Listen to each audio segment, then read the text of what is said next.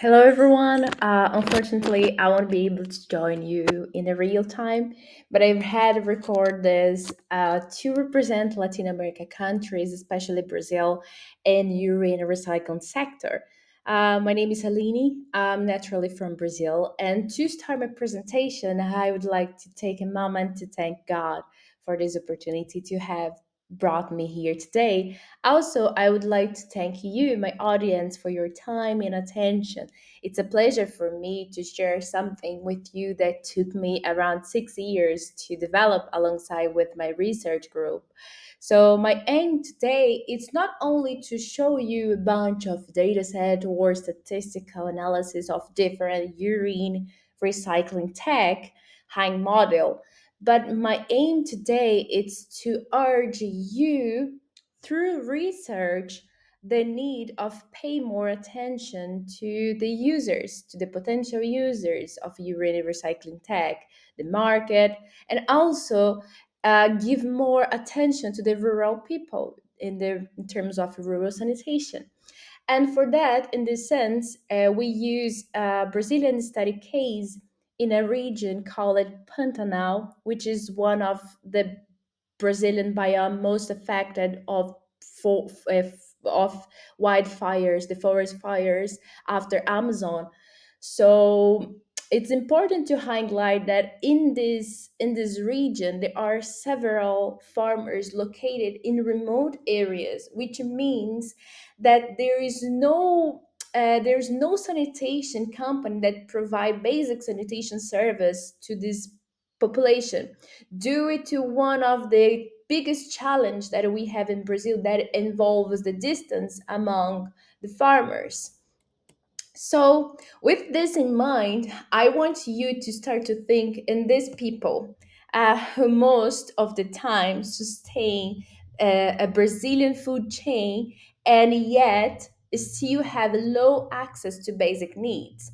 So, what we want in this research was to build an aggregate index taking into consideration the three sustainability dimensions, which is economic, social, and environmental, to select the most suitable decentralized sanitation technology. In order to select the tech based not in what the technical part want or what the political bias want, but combine in what the community really want, what the nature can support in terms of technology that we need to investigate also, and of course what the government or society can provide in terms of financial. And for this we use a well-known methodology called MCA, multi-criteria analysis, which has in its scope a tool known as analytical hierarchy process. And moving forward to the first step, in the first moment, we drew the potential scenarios that involve a urine recycling and are more prone to be used in our region, in our reality. So, the first one was the baseline scenario and it was the conventional sanitation system. And the second one was the dry toilet plus male urine storage, and the third one was the evapotranspiration tank plus male urine storage. And the fourth was the evapotranspiration tank by itself. And it's important to mention that you may ask, why have you taken into consideration only the male urine storage, only the male urine? It's because in this community, we did find that 85% of the people that lived in this region were men. So that's why we consider in these scenarios only the male urine storage. And in the second step, we build a three hierarchy structure where in the first level represent by an overall goal that had to determine the weight of each dimension for a rural community. In the second level, as you can see, was the level of the three dimensions segregated. In each dimension, we define the proper indicators with an exception for the social dimension, and this is our innovation. For example, for environmental and economic, we use the input as environmental engineers, a survey that we took, and also the public data set that we have available here. And for the social dimension, to build this index, to build this weight, we use this the community input. And then we aggregated, we combined this three dimension with these different inputs in one single score. So for the third level, as you can see, was to select the tech, which which technology is the highest level in highest score in terms of sustainability. And then we calculate. Of course, we use mathematical model to do everything, included the survey, the questions, to modeling the questions to apply to this community. We were using a binary mathematical model because we couldn't be so technical. We couldn't use technical concept with this community because they don't even know, most of them they don't even know how to read, so we have to be very flexible with this community.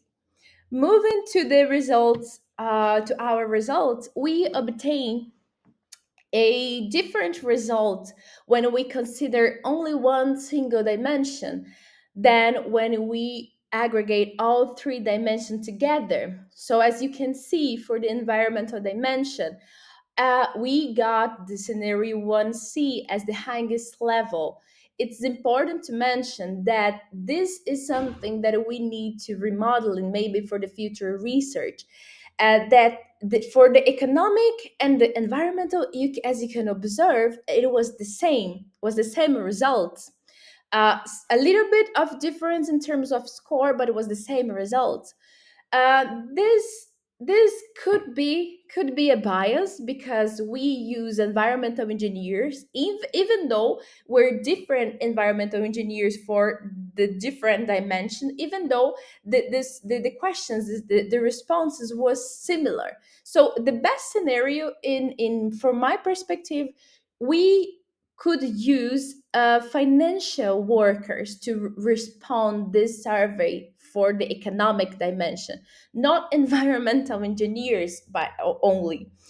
And anyway, so we got the similar results. And the first social dimension, we got the scenario 1D, the evapotranspiration tank, which was determined by the community. Nothing confirmed, just confirmed the classical consumer behavior, which is always go to the easiest route. And but when you combine in a single index the three dimensions, comparing to these different scenarios, you got a different solution for this community. In this case, we got the evapotranspiration tank plus male urine storage. Moving to the closing remarks of my presentation of this study, uh, the message that we want to give you is that an approach that you consider the three sustainability dimension uh, can provide a clear link between sanitation and agribusiness and agriculture, and in that MCA, the multi-criteria analysis, could be one tool to help on that, especially for rural communities.